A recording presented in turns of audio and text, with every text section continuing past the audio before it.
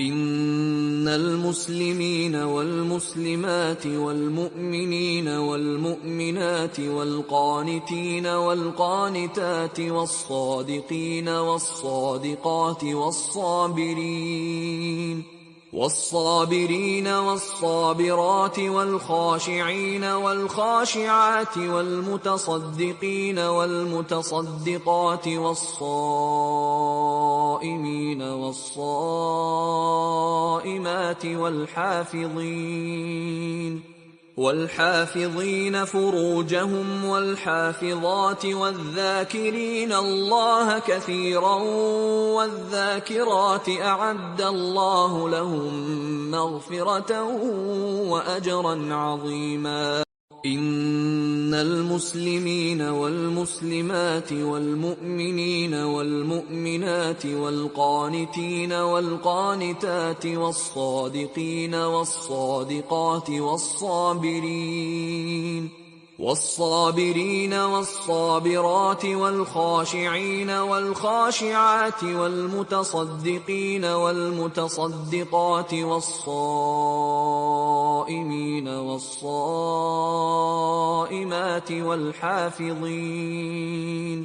والحافظين فروجهم والحافظات والذاكرين الله كثيرا والذاكرات أعد الله لهم مغفرة وأجرا عظيما.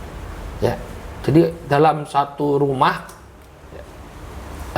bisa berbeda-beda agamanya ya. Makanya saya heran juga ya ketika pindah ke Jawa, di depan kos-kosan saya itu ada satu keluarga, itu bapak, ibu, dan anak beda agamanya. Ya, ini dosen, ini keluarga dosen, bapak ibunya dosen. Jadi saya itu kalau lihat hari Ahad, ya om itu yang di depan itu, depan kos-kosan itu rapi sekali. Ternyata dia pergi ke gereja, rapi sekali ya. Tapi dia sendirian. Istrinya itu agamanya Hindu, orang Bali. Nah, yang saya kaget itu pas Jumatan, di samping saya ada anaknya. Anaknya Jumatan, alhamdulillah ya. Mas itu Jumatan, bapaknya ke gereja, ibunya Hindu. Ya, ini Masya Allah, tapi anaknya dapat hidayah ya, karena bergaul dengan orang-orang Islam, masuk Islam. Ya, tapi saya lihat itu tante sampai sekarang masih Hindu. Kalau yang suaminya udah meninggal, ya, istrinya masih jadi Hindu. Nah, anaknya Muslim, alhamdulillah. Anaknya, istrinya pakai jilbab, Masya Allah. Ya. Nah, yang seperti ini, agama berbeda-beda seperti ini nggak bisa ya. Kita sebagai seorang Muslim ya harus menjaga anak-anak kita jangan sampai murtad, jangan sampai pindah agama. Ya, kita terlalu besar toleransinya. Coba lihat aja ketika Lebaran, kalau di Jawa ya, Lebaran itu kumpul semua. Yang Nasrani ya kumpul, ya sama-sama merayakan Lebaran. Nanti ketika bapaknya meninggal dunia, anak yang murtad pun mendapatkan warisan. Jelas nggak benarnya itu jelas ya. Ada orang anak yang sudah murtad itu nggak berhak untuk mendapatkan warisan dari orang tuanya yang Muslim.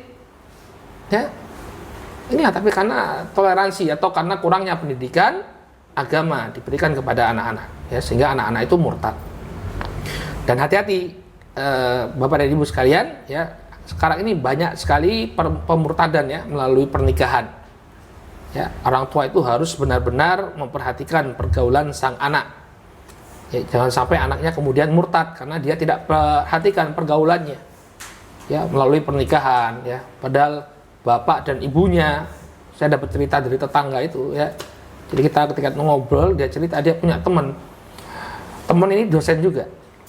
Bahkan aktif di salah satu ormas Islam di Indonesia, suami istri aktivis, tapi ternyata mereka berdua harus menelan kepahitan. Apa kepahitan itu? Karena dia ternyata harus menghadiri pernikahan anaknya itu di gereja. Jadi dia punya anak perempuan murtad. Jadi bukan pernikahan Islami yang terjadi, tapi pemberkatan di gereja. Ya. Maka ya itulah ibunya pakai kerudung ya, mau tidak mau hadir di gereja karena anaknya sudah pindah agama. Ya, ketika di resepsi pun Masya Allah ya, ibunya masih kerudungan ya, padahal anaknya nikah di gereja. Oleh karena itu hati-hati betul kita dalam masalah pergaulan anak-anak kita. Harus diperhatikan dengan siapa mereka bergaul.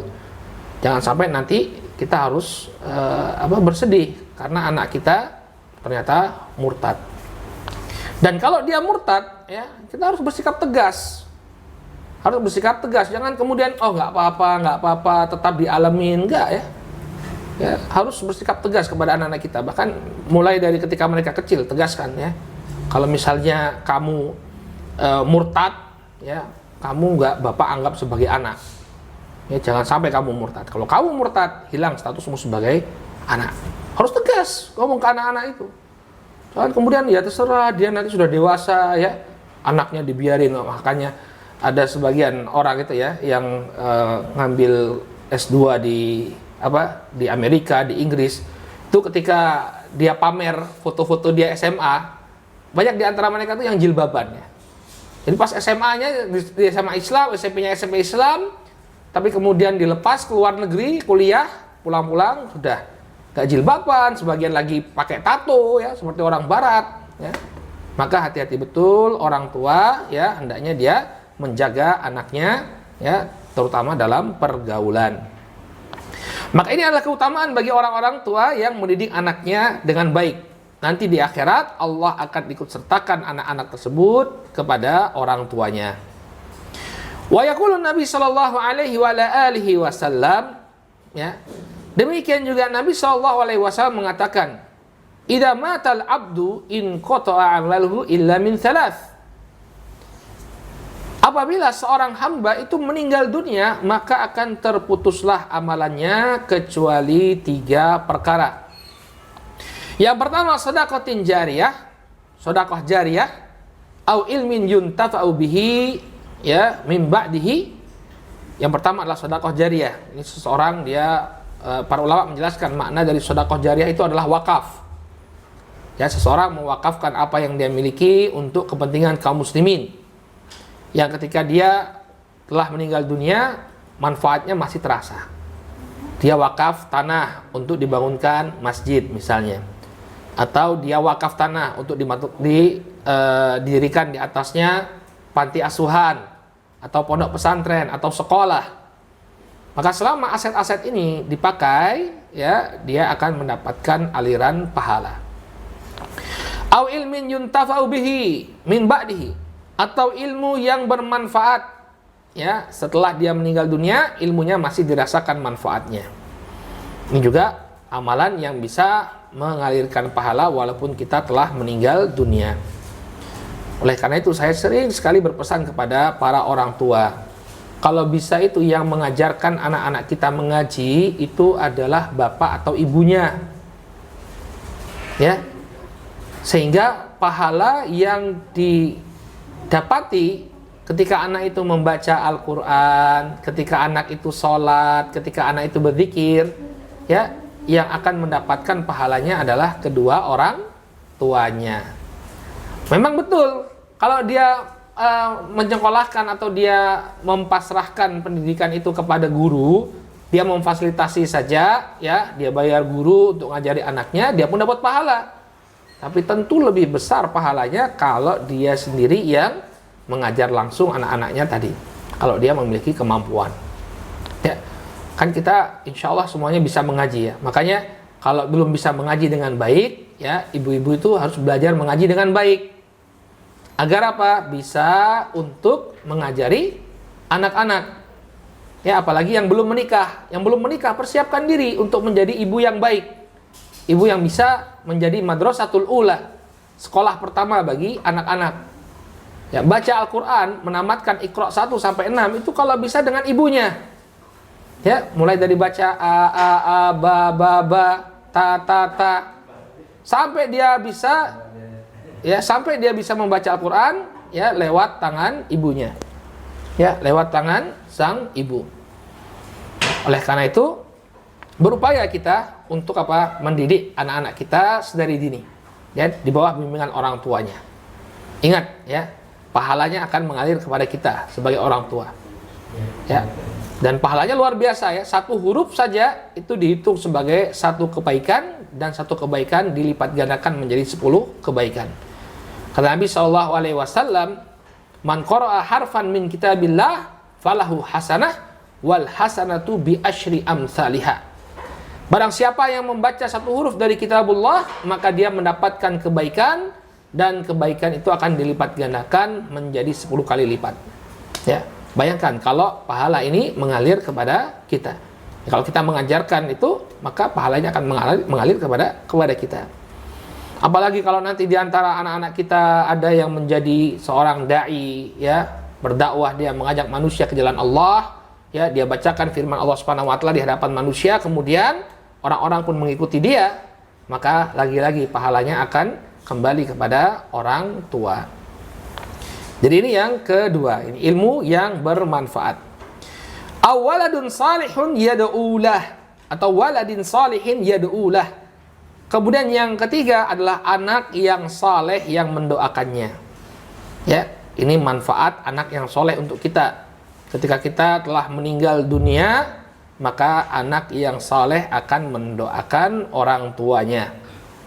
Kenapa di sini Nabi SAW ya tidak mengatakan awaladun yad'ulah, anak yang mendoakan, tapi kenapa Nabi SAW mengkaitkan sifat saleh pada sang anak, waladun salihun? Ya, karena Bapak dan Ibu yang dirahmati oleh Allah, hanya anak yang saleh saja yang akan senantiasa mendoakan bapak dan ibunya. Kalau anak yang ahlul maksiat, sholat nggak pernah, ya, jangan mendoakan orang tuanya. Sholat saja nggak pernah, ya, maka dia akan melupakan bapak dan ibunya begitu saja. Mungkin anak-anak ini ketika bapak dan ibunya meninggal dunia, yang langsung terpikirkan oleh mereka bagaimana memperebutkan warisan. Ya, tidak terpikir bagaimana untuk mendoakan kedua orang tuanya. Ya, kalau dia ingat orang tuanya, paling apa? Dia buka album-album lama, lihat gambar Pak E, Bu Ne, ya, dilihat foto-fotonya, atau bahkan malah karaokean, ya. Ayah dengarkanlah, gitu ya. Ada sebagian orang itu, kenapa kok nyanyi ini? Saya lagi kangen bapak. Nyanyi lagu Ayah dengarkanlah, atau lagunya Ibit GAD, ya. Lagu-lagu yang bercerita tentang ayah, karena dia sedang kangen dengan ayahnya. Ini apa manfaatnya bagi sang ayah? Ya, mungkin bisa jadi kalau ayahnya yang ngajarkan dia nyanyi, ayahnya malah diazab itu, ya. Anaknya nyanyi, ayah dengarkanlah, bapaknya dibakar di neraka, ya. Di alam kubur, ya. Karena dia dulu yang ngajari nyanyi. Ya, bukan ngajari baca Quran, tapi ngajari nyanyi, ya. Maka anak yang soleh lah yang tahu apa yang menjadi kewajiban dia kepada orang tua, ya. Di setiap waktu yang mustajab, dia angkat tangannya, dia berdoa kepada Allah, Rabbighfirli wa liwalidayya warhamhuma kama rabbayani shaghira.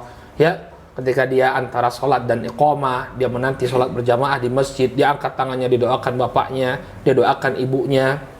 Nah, ketika dia bangun di sepertiga malam yang terakhir, ya, dia bermunajat kepada Allah, tidak lupa menyelipkan doa untuk bapak dan ibunya. Masya Allah, ya. Maka ini akan mengangkat derajat sang bapak dan ibu di akhirat nanti. Sebagaimana hadisnya Abu Hurairah, ya, la turfa'u darajati abdin salihin yaumal qiyamah, Kata Nabi sallallahu alaihi wasallam, ada orang-orang yang saleh, hamba-hamba yang saleh yang diangkat derajatnya oleh Allah Subhanahu wa taala. Kemudian dia bertanya, fa anna li hadza, dari mana aku mendapatkan kedudukan ini? Maka kemudian dikatakan kepada dirinya, hadza bistighfari waladika lak. Ini adalah istighfar, berkat dari istighfar yang dipanjatkan oleh anakmu untuk dirimu. Anaknya berdoa. Kemudian karena doa dari anaknya tadi, dia diangkat derajatnya oleh Allah Subhanahu wa taala. Ya. Lagi-lagi ini menunjukkan pentingnya kita untuk menunaikan hak anak kita, ya, terutama hak pendidikan agama. Fahadha min thamarati ta'dibil walad idza turabba tarbiyatan salihatan. Maka doa anak yang saleh ini merupakan buah dari pendidikan, ya, yang diberikan oleh orang tuanya, jadi pendidikan yang baik. Ayyakuna nafi'an liwalidayhi hatta ba'dal mamat, bahwa mereka akan memberikan manfaat kepada orang tuanya bahkan ketika orang tuanya telah meninggal dunia. Ya. Ini adalah keutamaan yang akan diperoleh oleh orang tua ketika dia berhasil mendidik anak-anaknya menjadi anak-anak yang saleh dan salehah. Ya. Baik, kita cukupkan dulu sampai di sini ya. Jadi inti dari apa yang kita sampaikan bahwa di antara hak yang paling penting yang harus ditunaikan oleh orang tua kepada ya anak-anaknya adalah ya memberikan pendidikan agama yang baik, ya memberikan pendidikan agama yang baik kepada anak-anaknya.